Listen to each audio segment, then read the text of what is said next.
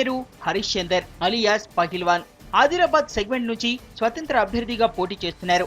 హరీష్ చందర్ చిరు వ్యాపారి. పట్టణం నడిబొడ్డున ఉన్న ఆక్రమణ స్థలాలను ప్రభుత్వం తొలగించింది. దీని కారణంగా చాలా మంది చిరు వ్యాపారులు రోడ్డున పడ్డారు. ఈ అంశంపై పలుమార్లు నేతలకు అధికారులకు వినతిపత్రం ఇచ్చినా ఫలితం లేకుండా పోయింది. దీంతో మనస్తాపానికి గురయ్యాడు పహిల్వాన్. 6 నెలల క్రితమే రాబోయే ఎన్నికల్లో బరిలోకి దిగుతానని చెప్పిన ఇతను అన్నంత పని చేశాడు. ఇప్పుడు అతను స్వతంత్ర అభ్యర్థిగా నిలబడి ప్రచారం చేస్తున్నాడు. తాను గెలిస్తే మీ సమస్యలను పరిష్కరిస్తానని హామీ ఇస్తున్నాడు. उनको बोले तो उनको हकाल दिए, क्या ना जाते कि नहीं तुमको जेल भिजा देंगे बोल के बोलने से उन्हें आ गए। उसके बाद कलेक्टर साहब को ऑफिस में जाके मैं जाना रिक्वेस्ट करा तो कलेक्टर साहब भी मेरी प्रार्थना को स्वीकार करे।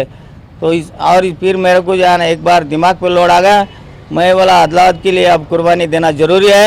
ऐसा कोई भी जाए ना ऑफिसर आके, ऐसे कोई भी लीडर आके हमारे भाइयों पर जुल्म करेंगे बोल के मेरा खून गर्म हो गया और मैं कुर्बानी देने का तैयार हो गया।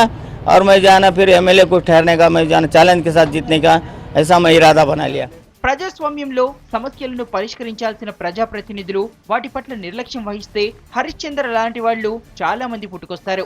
లేదంటే సమస్యలు జటిలం కాకముందే నాయకులు వాటికి పరిష్కారం చూపాలి. ఏది ఏమైనా హరీష్ చందర్ చేస్తున్న ప్రయత్నానికి ఆల్ ది బెస్ట్ చెప్దాం.